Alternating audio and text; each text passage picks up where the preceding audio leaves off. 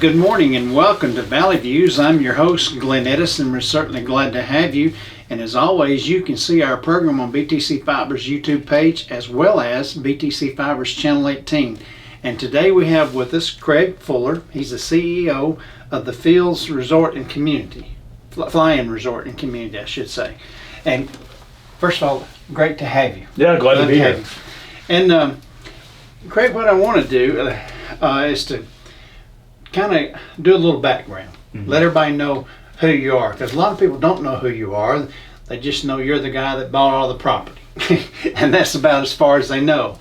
And in Bledsoe County, so we want to just get back and tell us a little bit about yourself and your interest in flying, your interest in the area, and how that developed and how it's come about. Yeah, so it's great. So I am from East Tennessee. I grew up in Chattanooga. I was born and raised there. I went to school in Texas at a university called Baylor University. I have 5 kids. I'm married to my wife, and we live in Chattanooga. We live actually in Marion County on Elder Mountain. We prefer the country, we prefer the mountains, we prefer sort of versus being in the city. But I grew up, I'm a multi-generation of entrepreneurs. Everyone from my grandfather to my dad and myself have all started their own businesses. So the story always plays out where my grandfather fired my dad and he went out and started his business, which is a trucking company called U.S. Express. Based in Chattanooga, and then my dad fired me and I went out and started a company called FreightWaves, which is involved in freight, but we don't move freight. We provide news and information and software for people that are in the freight industry. Okay. So we're often called the Bloomberg of freight, which means we're providing news and analytics, and so people that are in trucking that are concerned about what's happening are tuning in, whether it's weather events or what happened with COVID or what's happening with the economy or what's happening with the war. These are our customers that are looking for us for information. So I learned how to do media. I didn't know nothing about it 5 years ago, and now we're a really fast-growing media company that serves the supply chain and freight industry, which right now is under a lot of stress. Right, with all the lack of getting materials in and so forth, that's been a big thing for this country. Yeah, absolutely. So we're sort of in the center of all that. We have folks that tune in to our information all over the world that are trying to understand what's happening, what's moving, what is being disrupted, what could be disrupted, and what all of this really means. And that's what we do. So, well, I know you were. Your interest in flying got started early, right? I did. I was a pilot at 13 years old, so I was always enamored. I think I was a kid that grew up with Top Gun being, I think it was in those days, you couldn't stream it. You certainly couldn't there was no DVDs. I think the VHS sort of home rental Blockbuster wasn't even around those days. So I remember I made my parents and my uncles and everybody take me to the movie theater, and we saw Top Gun about 12 times. And, so I was 6 years old when that came out, and I just always been enamored with flying. And at 13, I decided to become a pilot. So I learned how to fly at 13, and I did it all the way until I was 20. And I was in college and just got busy and stopped flying and didn't pick it up for 20 years. And this past year, about a year ago, my business FreightWaves had become successful. And the time, if you're a business founder, you go from doing all the jobs to eventually firing yourself from every job, and you're not good at many of them. And so you end up replacing yourself. And I found myself without a lot to do. So I decided to take up flying this past year.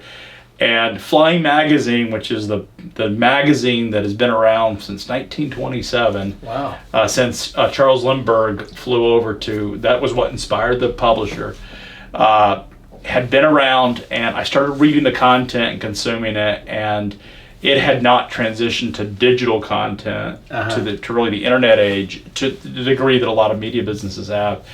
And I thought that, hey, I would love to go help really develop it for sort of the next generation. And so I bought Flying Magazine, and one of the things that we wanted to do was we wanted to bring the headquarters to Chattanooga. And we started looking at a lot of the airports and talking.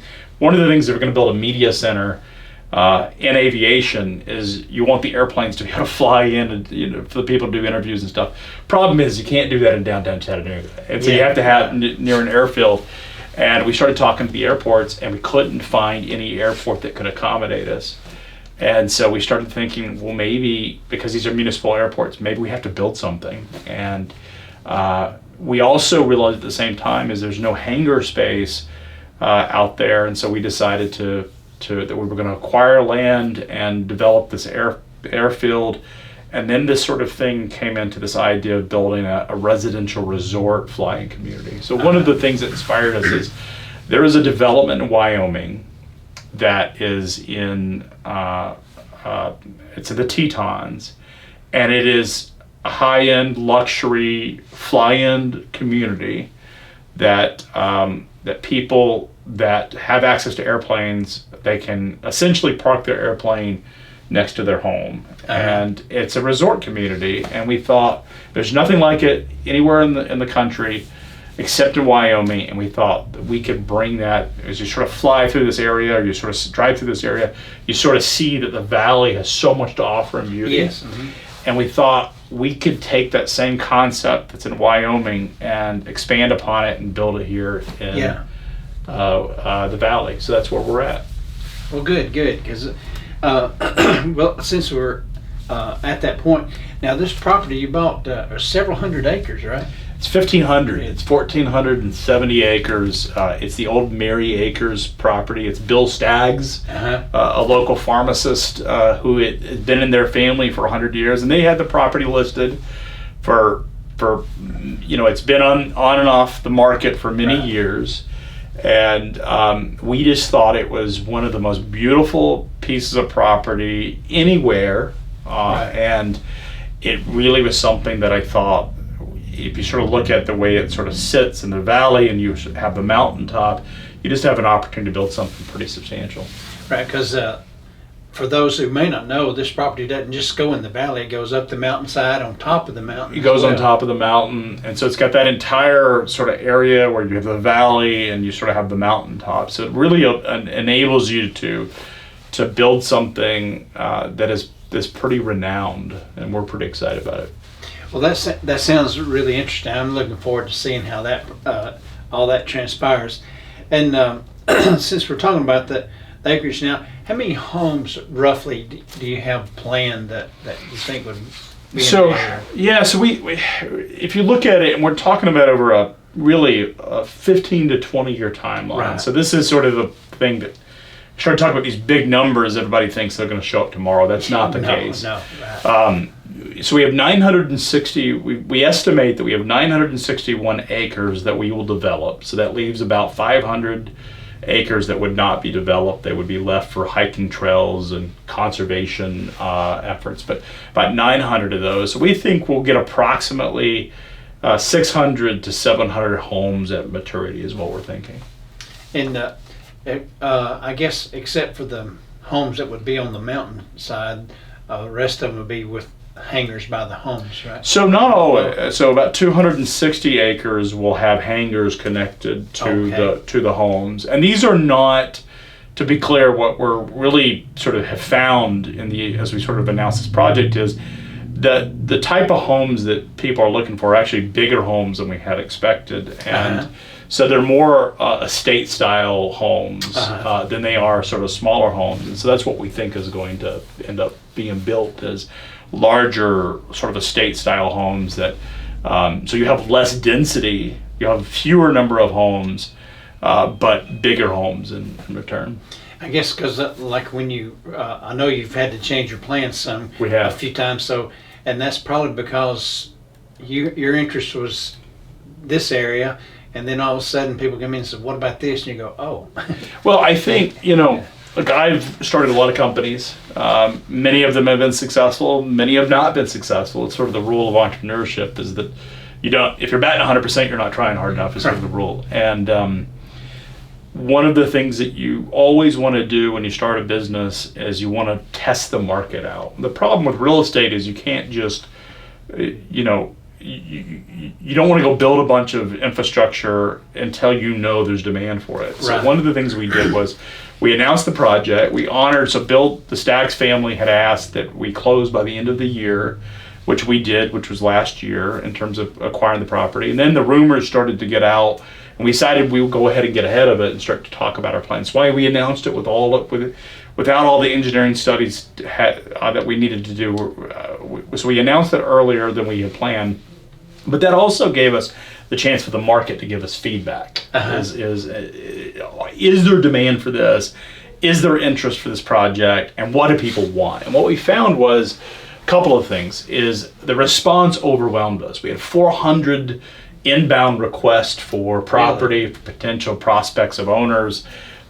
We've had 39, I think, contracts signed for people to put down deposits to actually join the project. And what we found is that it was appealing to folks that were really attracted to the country, rural lifestyle, but they wanted to come in, and these are business owners, and they want to be headquartered here, they want to live here, but they also have businesses that are all over, and so they wanted to be able to accommodate higher performance aircraft, which is one of the reasons we've decided to extend the runway from 3,000 feet to 4,300 feet to allow for those bigger aircraft, so that we could attract people that were going to live here and be able to commute from here. So. Well, that sounds great because, like I say, you have one idea and it just seems like it grows. So it's all about testing the market, and we were very pleased with the feedback we got. And now it's how do we apply what we're doing in a way that makes it work for everybody in the community. All right, and along with your development, I know you've mentioned things like other shops and restaurants and things like that. Could you elaborate some on that? Yeah, so to be clear, there's a lot of sort of confusion or misconceptions, if you will, is we're not building a country club. I think that's what everybody here thinks, this walled community, this fenced-in community. That is not what we're building. We're building a community that is open to the broader area, and there's a couple reasons for that. One is we think that this valley and 127 are ripe for some high quality development, some high quality amenities, high quality restaurants, high quality light retail. We think that this is a really beautiful undiscovered area, and we think that it's an opportunity to take this development project and build a really nice farm-to-table restaurant that can serve the entire community.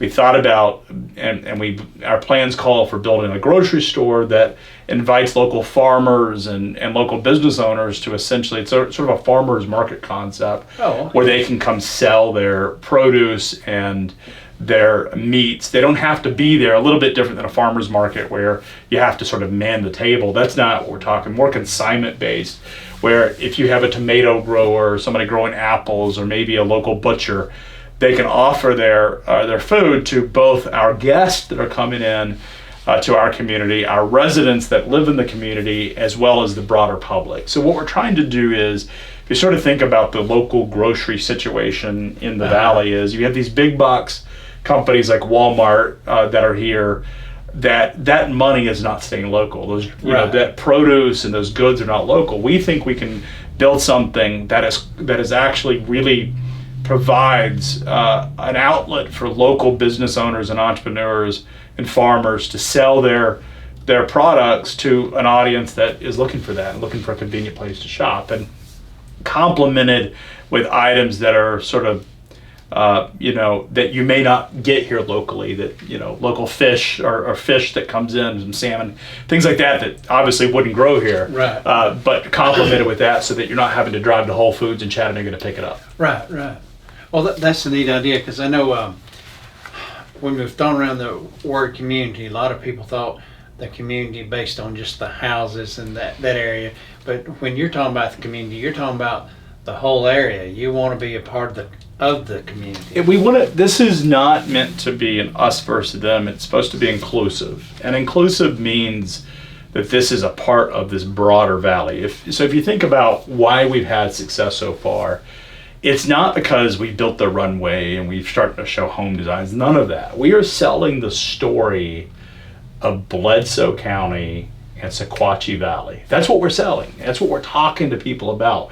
We're talking about the beauty of the area, the outdoor activities that people can take advantage of because it is available here. And we're talking about the people and this rural, down home lifestyle that is unique to this area. And when you have people that appeals to people that live in maybe Atlanta, Nashville, even Chattanooga, and further out, where they're like, man, that sounds like a really interesting place to be. You can't do that if you're closing in the community, right? Because you've sort of missed the boat there. Right. And so we want to immerse the community that exists here in the valley with the new guests and residents that will come in.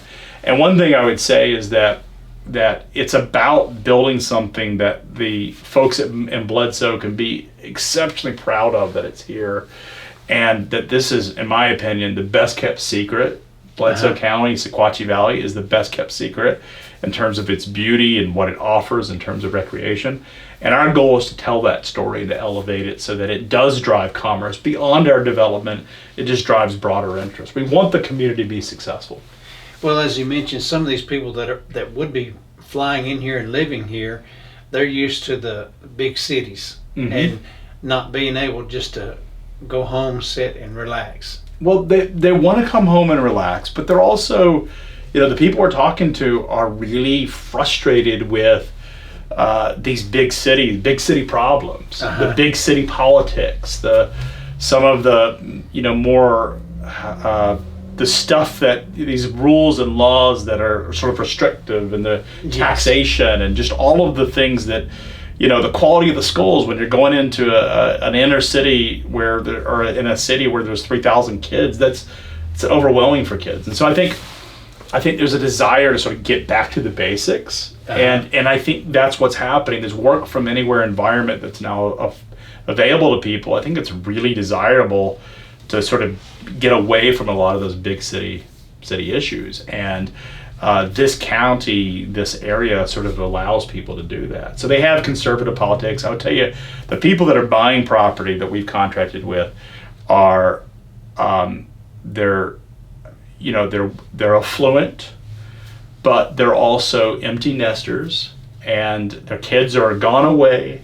They're in college, maybe they've moved out, and they want to kind of get back to the basics. Living in a big city may have been great. Maybe living in the suburban area of a big city is great when you have small kids, but getting back to the basics and the quality of life is what they're looking for, and that's what they're wanting. And one thing about the sort of farmers market and grocery store, one of the real appeals of that is being able to get fresh grown fruits and vegetables, and knowing the butcher and that personal, we sort of miss that in a lot of society. Sure.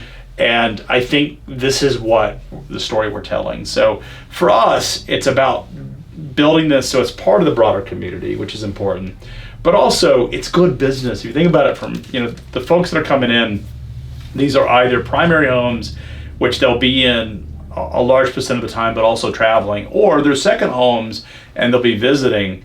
We need the overnight. We need people that are in the community that are going to frequent the grocery stores and the restaurants to keep those places busy, so that it supports the investment we're making.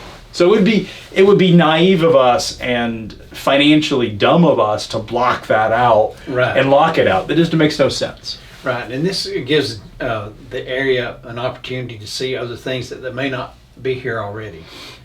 I mean, I know we have grocery stores, but not a farm to table type thing. It's hard. I mean, you certainly have a Walmart, and while Walmart is great and provides a lot of the sort of higher volume consumer goods that we all these big brands, and you can get almost anything at Walmart. The things you can't get, are the fresh fruits and the fresh vegetables and some of the the meat that is just, Walmart is a high volume, Right. it's not where you get your best steaks, and it's not where you get your best produce. And our goal is to offer that as part of the community and offer a place where local farmers can sell to our community and not having to just depend on where wholesale or other ways to sell it. And now let's talk about one of the things I know projected, talking about tax dollars. Mm-hmm. And I look at it this way, if I'm paying my property tax now and something this big comes in and produces a lot more tax dollars, then possibly my taxes may not be raised anymore for a while. It shouldn't. And I tell you, you go to Marion County, so Jasper Highlands, which if you look at the demographic, these are higher, affluent folks coming into to Marion County, and they're buying, their homes are $500,000 and up, and that obviously is different than what Marion County was, Jasper, the community. Very similar sort of demographics. And what they've been able to do in Marion County is lower the tax rate by 0.4%. So that all of a sudden Marion County is flush with all of these tax dollars coming in. They've been able to pay public services, increase the budget for roads, and pay teachers more money. And yet they've been able to reduce the tax. I live in Marion County. I got a 0.4% reduction on my taxes. So my tax rate from like 205 to 1.6 because of Jasper Highlands and the amount of tax dollars it had created. One of the things to keep in mind is that the current property that we have bought was Greenbelt. And that's perfectly, it was a family farm. Right. And like many family farms, it deserves to be on Greenbelt. As we develop the property, all of that converts off of Greenbelt, and all of a sudden you have new people paying taxes. Not the surrounding area. I'm talking about our development paying taxes. That is money that doesn't have to be collected from local residents that live outside of the community. Right. It's a really important, and if you look at the county budget for Bledsoe County, $500,000 in real estate taxes is what the county takes in, but they have to fund hundreds of miles of roads. Yes. They have to fund the schools. They have to fund the fire departments. And one of the sort of inefficiencies of a rural community is it's very spread out. That means very long roads, and it means you have to build more fire departments because you need them closer to residents. All of that takes money, and you're sort of today subject to the willingness of politicians in Nashville to grant you this money, and so it's sort of, and because it's a small county in terms of population, it isn't getting the kind of consideration that you would want in bigger cities. And I think we have the opportunity to bring new tax income to the county that can help them support public services. And while because of COVID and some of the public stimulus, the last 2 years have been relatively good for the county. If you go back 5 years ago, we're talking about cutting after school programs like music, putting pressure on the sports teams. Yes. Teachers have not gotten raises.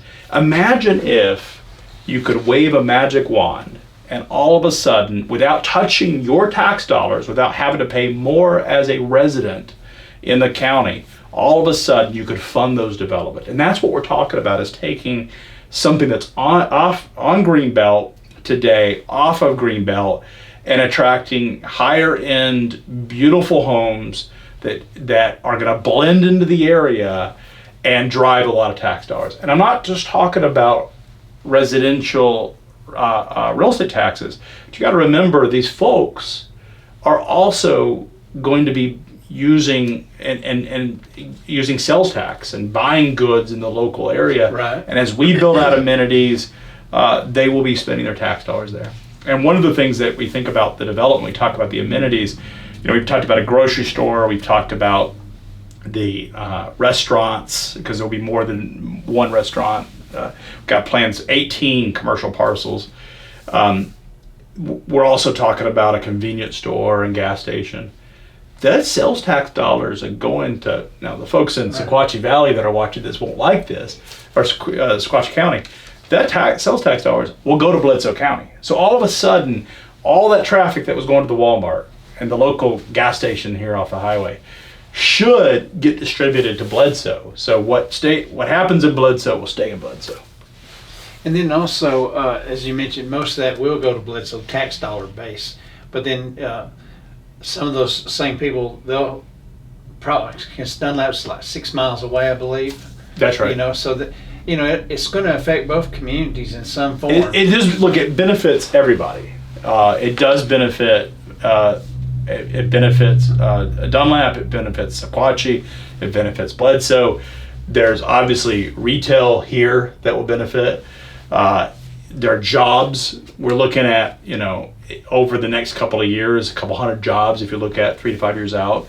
So, and these are high-paying jobs. So in Chattanooga, people don't know this about me, is my company, FreightWaves, is the highest-paying employer in the city of Chattanooga. Really? Like, we are proudly, we pay very high salaries. And the reason we do that is that we believe by paying high salaries that and really world-class benefits that compared to the Silicon Valley is the best, you know, you think of Google and Facebook, is that it helps us attract the best talent. And so we want to also do that here. And, you know, over time, we plan to shift some of the jobs at flying from Chattanooga to this community. And that means those jobs will be here in the community. And as we develop the residential development and the resort, those jobs that are part of flying will also shift up here. So flying will play a big role because it is effectively the media outlet for the aviation industry, but it also in many ways is our marketing outlet for the development and the resort. And so we will be investing significantly in that and hiring folks there. So you have the economic benefit from additional tax dollars. You have the economic benefit from additional retail sales that happen. You have the economic benefit of local farmers and entrepreneurs being able to sell their items through our community stores. You have the economic benefit of the construction and materials. I mean, just think about all of the quarries and rock and stone and lumber companies that will benefit that are local, not to mention all the labor that will be local. And so I think it's just going to be tremendous. And then we're going to build a hotel resort as we scale this out. They'll be small, a 40 to 60 room overnight resort that will be high end, but that will drive a lot of tourism. So yes, you're talking about hiking trails and fishing. We just bought 41 acres that has a 4,000 foot river access, and we plan on building an outfitter there for fishing and hiking and rock climbing, rentals and sales, and those items and tours, and that will attract people to come take advantage of the area. The other thing we're doing is building a hatchery to repopulate the river, which has lost a lot of its fish population due to pollution, and that will help repopulate it. The great thing about that is that those fish will enter the river, and they're not going to stay. We can't keep them as local residents. They're gonna go about their way, and hopefully that over time can repopulate the river. So we'll be working with the Tennessee Wildlife Resources to actually figure out ways to sort of drive it, because part of it is this is not just about driving short-term, you know, projects and sales, but it's also how do we build something that's sustainable? Because if you think about it from our perspective, the most important thing we can do is make this into a place that people want to go for many, many years. And in order to do that, you have to make sure that the environment that we're talking about, we have sustainability and we maintain the beauty that's already here. Right. And by doing what you're talking about, that brings in tourist dollars. Absolutely. And those people come in, then they go back home. That's right. And it's not just tourist dollars that come to ours. So one of the things that will happen is as we promote the outfitter, so we've already hired the guide. He has built mountain biking and road tour cycling organizations in Chattanooga. He also happens to be a fisherman. And one of the things that we're going to build as this outfitter is not directly on our property. It's actually south of our property. There's 41 acres that line the river, and it sort of meanders around near the highway, and that will generate day tours. So you'll have people drive from Nashville for the day. They're not staying overnight necessarily, but they'll come and they'll take advantage of the fishing and the rock climbing and the mountain biking. And they'll come just for the day and they'll leave. And so what's nice about that is if you're a local business, maybe you're a local restaurant or a local bakery or whatever, you'll also be able to benefit because those folks will come through the community. And so this is, they gotta eat, right? And we're not gonna be able to serve everything for everybody at all times. Right. And nor do we plan to. And so I would say that this is an opportunity for the Valley to really become discovered in a positive way. And you think about over the last couple of decades, the type of development that people have talked about have been a lot of industrial, a lot of stuff that while it may offer jobs, and I'm not judging it, those are important things for people, they're not going to enhance the beauty or maintain the environment. You know, these businesses that are manufacturing here are not as concerned about how the aesthetics look or what the sustainability is. That is the only thing we're selling. We're selling the beauty of the Valley. And it would be financially reckless and dumb of us to come in and ruin what makes it already pretty. Right. Well, you're right. This area is one of the most beautiful places I've ever seen. By far. And I've traveled all over and had the luxury of seeing a lot of places. And I can tell you, there's nothing like you have this valley with two mountains that are 1,000 feet above it and this gorgeous green valley. Even now, being March, it's still very green. But wait 3 months from now, and it is breathtakingly beautiful. And we all know that. And that's the story we're telling. And there's no mystery to what we're doing. We're here selling real estate to people that are attracted to the natural beauty and lifestyle. That's it. There's no mystery. There's no conspiracy.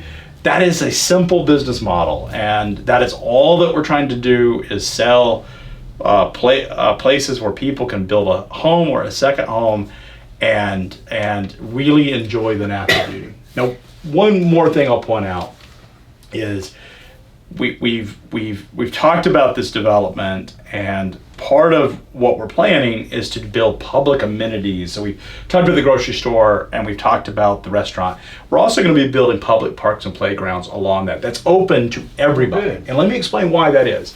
It's not just because we think it's the right thing to do, which we do, but more importantly is when we're out talking about this development being a part of this great community, this rural lifestyle, and this beauty, we want to be able to, when people drive into it from wherever they're driving or they fly into it, that they see that lifestyle. They see the family aspects of it. So we're going to be building a public baseball field. We'll be building public basketball and tennis courts. And those will be donated in a trust to the broader community that they can take advantage of anytime that they want to do. And the reason that that's important is we want to make it clear that those amenities, because we're putting them right by the highway, are the public's amenities. They will have public parks and public playgrounds that their kids and their grandkids can come enjoy and not have to spend a dime on any of this stuff. These are available to everyone in the community because we think the lifestyle of the rural story and the people are what is going to make this really magical. Well, I think you're right there because it's this area is it's kind of laid back, and not that they're not important people here and that they don't think on top of things, but they're just laid back and they enjoy life. As they should, and that's what this is. I mean, you have it all figured out, right? Like the stresses of living in a bigger city and living in a even a suburban area. While it's nice when you're, there are advantages to it in some ways. A lot of disadvantages to it. You don't know your neighbors. You don't know much about what's going on. You've got crazy laws that are being put into place and Right. mandates and things that just don't make a lot of sense for people. And we have the opportunity to fix some of that. I mean, just I'm not going to get into the whole politics thing because I don't Right. think anybody want to watch me banter about it. But I will say one of the real appeals is this is a Tennessee story in a rural community with very traditional values, and that is what appeals to a lot of people. And you have this enormously beautiful and gorgeous area, and that's what they're looking at. Yeah, a lot of the yeah. people are like I don't want to live in whatever state that has these crazy politics. Or I don't want to go get a second home there because I don't want to deal with all that nonsense. Well, we are having a lot of people influx from other states. People are getting out of states, coming here. They just want to get away. Yeah, And- for those reasons we talked. Yeah. Is it's the taxes, but it's also just the crazy politicians that are doing these dumb rules. And look, I don't want to get on that too right. deep because Right. I'm not a politician, so I don't have to run for office. But I would say that is, these are empty nesters that are interested in building a life here and retiring here. Well, now we've talked pretty much about their development. Let's talk about the biggie that's been raising a lot of fuss: is your movement of the road. The shift, the road shift. The Yep. shift. I get tickled at some of the things I've seen, but of course, originally you had the airstrip basically in that pasture next to the Bethel That's right. Church. Yep. And then things got changed, and it's more towards the back of that. It's angled. Yeah. So one of the things that we had originally thought, I guess the railroad was there before, is what Uh-huh. everybody sort of said, is originally it was the railroad, and then it was right sort of south of the church. Uh-huh. Couple issues with that. One is in order to make sure that it was safe for the planes to land and not obstruct the church. So we had to have a lot of separation between that. And so because particularly the steeple, it creates Right. an obstacle.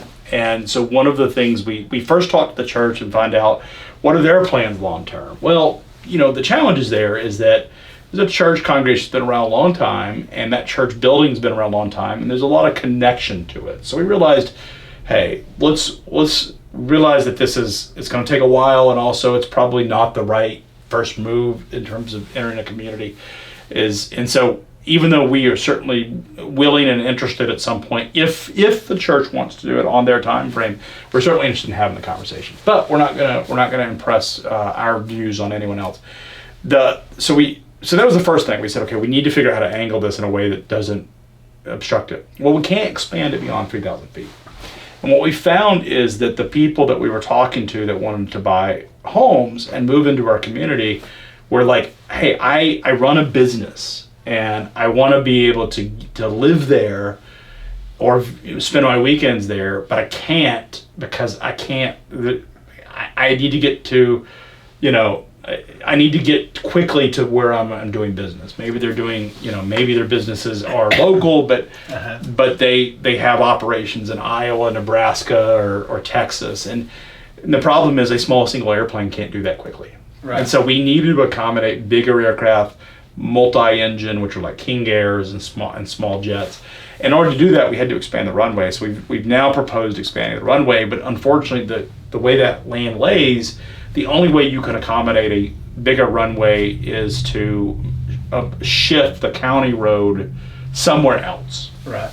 So originally, we had thought we will shift it towards the west side of the development, into the development. Right. And we that was one of our first sort of thoughts, and we got a lot of feedback, not all positive feedback. And we started listening to what people were really concerned about, and we took all of this feedback on why that was not the best idea, and we started to observe all the other issues that were along that road. So one of the things we discovered as we started talking to local residents is the church parking lot, that Bethel Church of Christ, that sits in the north side, the church that we've been talking about, they have an entryway that comes off of 127 and then the old road, the old county road. People use that they drive through like it's an access road. Yes, they do. And it's probably if I haven't measured it, but I'm going to guess because I've sat out there because I have a lot of my meetings where people come to meet me. I've sat out there for hours upon hours. I'm going to guess there's 10 to 15 cars an hour that go through that. That's probably one of the busiest roads, sort of secondary roads in the entire county. And the problem with that is, and I have 5 kids, of which I have 2 1-year-olds and I have a 2-year-old, and I think about the 2-year-old. And inevitably, when you're ever out in public, they always find, especially when you have 5 kids, because you got all this stuff, you're trying to make sure everybody's safe, is you got all these distractions happening, and inevitably the 2-year-old just gets out from, he like runs off and sees something fun. If I think about that, if I were a church member, we've heard this from the church, is that gets dangerous. Like when they have church services, you have to keep a really tight rein on kids, and just generally, you have older folks that are trying to pass it, that maybe are going at a slightly slower speed, and you have young kids that are also trying to walk through there, and you think about the danger of putting pass through traffic. So we thought for as we looked at it, can we solve that problem? Can we actually make an access way that routes traffic around people and makes it easier for them to get to the old road into the highway? And we found that we could solve that taking land that we've got and essentially providing it, and that would help solve the church problem. And I tell you, as a business owner, is you think about things that go beyond just, is this good for my business? If it's a win-win and can help the community and help the local church, to me that seems like a really like a no-brainer, right? Like so we found ways that we could accommodate the traffic off of the highway to the church. And then what's great about this new road that we're proposing is it runs parallel to 127. There are 3 access roads off of 127. So just the speed of traffic will be great. And as we build up these commercial entities, the grocery store I talk about, the restaurants, and the convenience store and the gas station, as we build that out, and the local parks and the playground, as those are built out, it will make it very easy for traffic to flow between the 2 roads. And I think that's kind of cool. Well, good. That seems like a good. And last point I'll make on that is when we're talking about building, we're talking about shifting the road, this is entirely at our expense. So when we talk about building the park, and we talk about building the ball fields and the tennis courts and the roads, we're not asking the county or the state to pick up a dime. We're not even getting tax abatements. We are spending 100% of our own money to build those.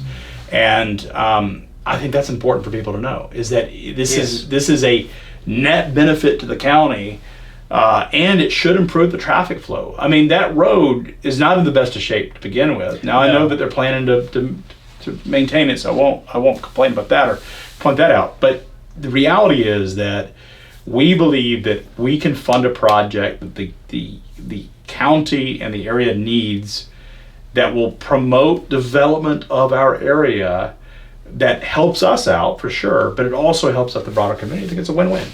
Well, that's great. And a lot of people need to understand that, as you brought out, you're spending your money. It's all our money. We're not asking, when people are hearing about it, it's not asking the county to spend a dime. In fact, not only are we spending the money, we're going to do it at a level that's higher than what the standards are for the county, just because we're trying to build a high-end development that will attract people that we think will be quite attractive. And so we're going to build it with just really first-class level of development, and it's our money. And so there is no benefit from the county whatsoever. Right. So y'all know, people need to understand, the county's not giving you money. They're not helping you in any way. This is all yours, your property, your money. That's right. And your development. So you're doing it all on your dime. Yeah, all on our dime. And let me explain why. Because inevitably, when somebody, think about anywhere, particularly out in the countries, we all understand that if a deal sounds too good to be true, it must be untrue. Let me explain why.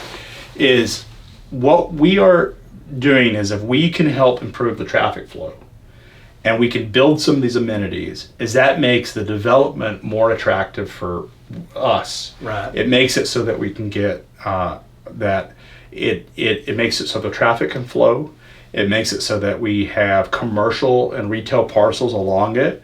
And it makes it so that this becomes a more attractive development for people that will potentially buy homes here. That's it. And at the end of the day, that's what we are focused on is we want to find ways that are win-wins for the community, because we believe that this beautiful area offers so much that we benefit from in terms of beauty and outdoor activities and great people and lots of willing people to work and work hard, that we want to give back to that, because there's for much received, much is expected. And I think that's what this is all about. And I think too, people need to look at it as adults need to see as their children, their grandchildren. On down the road, there's jobs going to be here. Absolutely. So it's a win-win situation. Well, one of the things that I've heard as I've taught, because one of the things that I want to understand is what is important to the people in the community.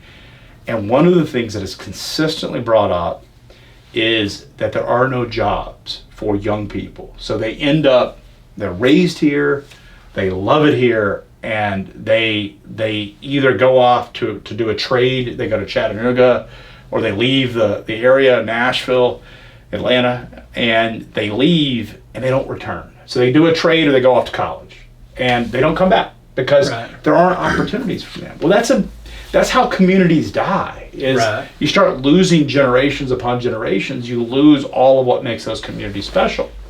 And if we can build something that provides upward mobility, provides jobs for people to work in, whether it's the outfitter of doing fishing. I know the people out here love to fish. They love to hunt. There are people that rock climb. There's off-roading. Imagine if you could do that as a job and do it and make a living and stay in the community. We've seen how go up to Ocoee outside of Cleveland, Tennessee. Yes. So a lot of those kids are from that area and learn to kayak and raft on the river and fish on the river, and they stay there. And they stay there and they build a community and they build something. Imagine when we build this hotel, you'll be able to, typical hotels are a lot of young people, right?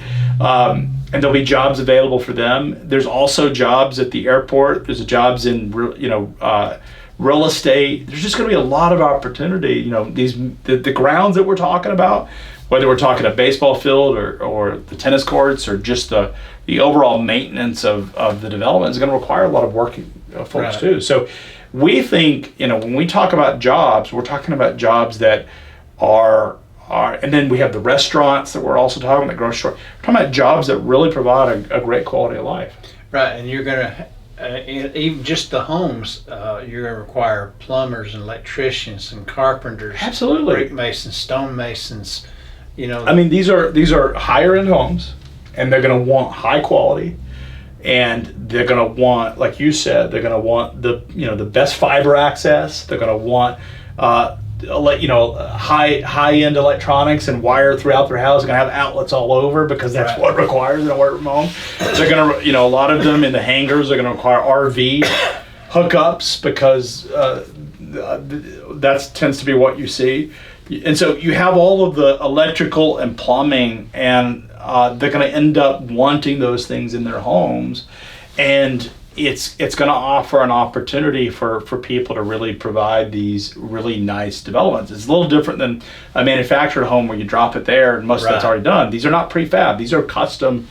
Many of them will be custom homes, which provide an opportunity for people locally to be able to make more than they would on a normal job. And that's what we hope. We hope this is it. And I'll say one of the things that people have questioned whether we're serious about that or not. And I'm a logistics person. Like, this is what I do every day, supply chain and logistics. And the number one thing about supply chain and logistics is if you can get something local, you get it local. The worst decision you can make as a supply chain person, and we're talking about construction as supply chain too, is if you're talking about labor or you're talking about materials, if it's local, you should get it local, because your big risks, and money's one thing, but and it's expensive to move things, but it's also disruptive to do it, and it creates a lot of risk. So if we can source these materials local, then naturally we want to do that local. And we plan on hiring local contracting services. We plan on hiring local excavating services. We plan on hiring local services that can provide what we need here in the development. And that's just good business. It's not just because we'd like to give back to the community, but more importantly, because it's just good business. Right. And I think, as you mentioned earlier, people need to understand this is not all going to be done tomorrow. It's going to take a period of time. 15 to 20 years. And, you'll see it in parts. Yes, that's right. And it will start with the so the first thing we'll do is build the access road, or we'll build that. And then we'll have the airfield built. And so the access road comes first, then the airfield, and then we will build some of the physical, like houses and some of the grocery store and those amenities.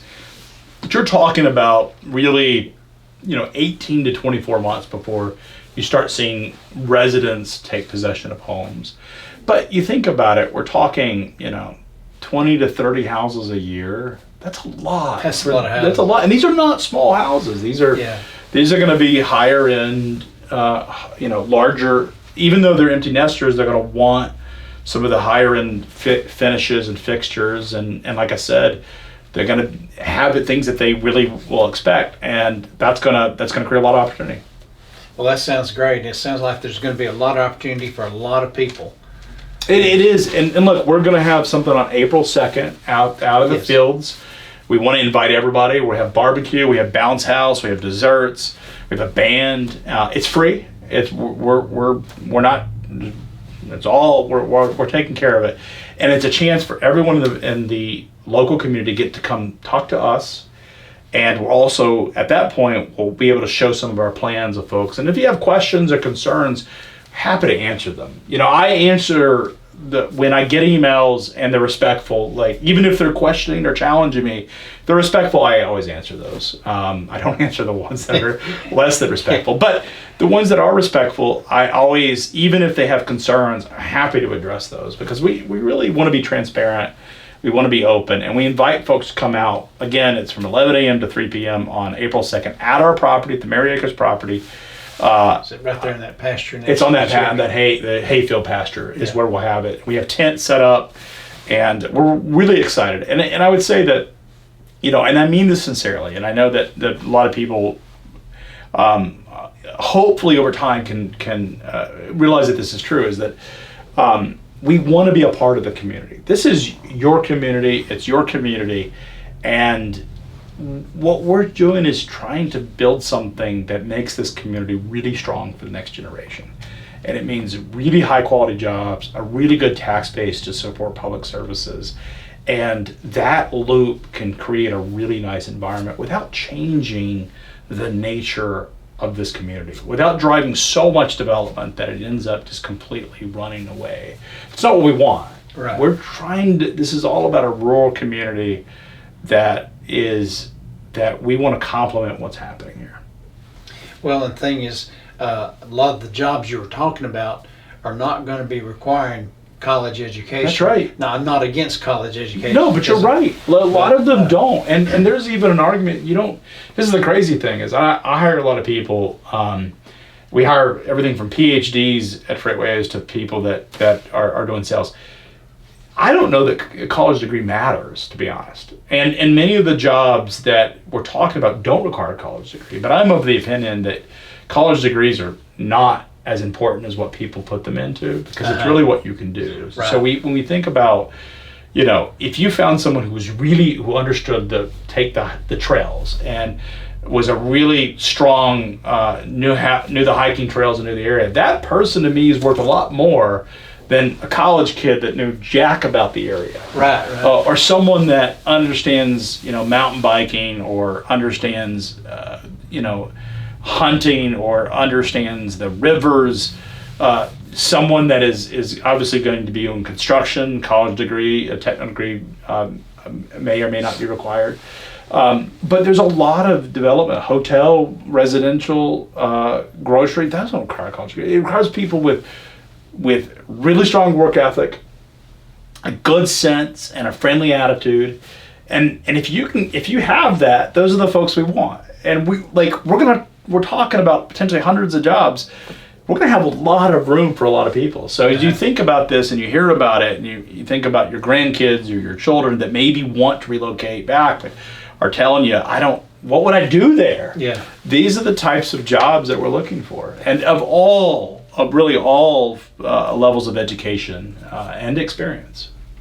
Well, Craig, is there anything else you'd like to add that we haven't covered? No, look, we're really excited to be here. We think this is one of the most beautiful valleys in the country, and I think this is going to be a really great project. And I really want to thank you for your time. Hey, that's no problem, Greg. We appreciate you being with us. Yeah, thank you. And look forward to meeting everybody on April 2nd out at the Mary Acres Farm, which is really right between Pikeville and Dunlap. Yes. Mm-hmm. It's right in the middle of it. And if you don't know where it's at, Bethel Church of Christ is right on the north side of the property, and we'll have it out there. You won't miss it because you'll see it from the highway. And we hope to have everybody come out. Great. All right, folks. You can see this interview again on BTC Fiber's YouTube page as well as BTC Fiber Channel 18. And until next time, have a great day. Hey everybody, this is Glenn Edison from Valley Views. We appreciate you watching our shows, and we would like for you to like, share, and follow us on Facebook, as well as like and subscribe to our YouTube page. Brought to you by Bledsoe Telephone Cooperative, your full-service telecommunications provider right here in the Sequatchie Valley.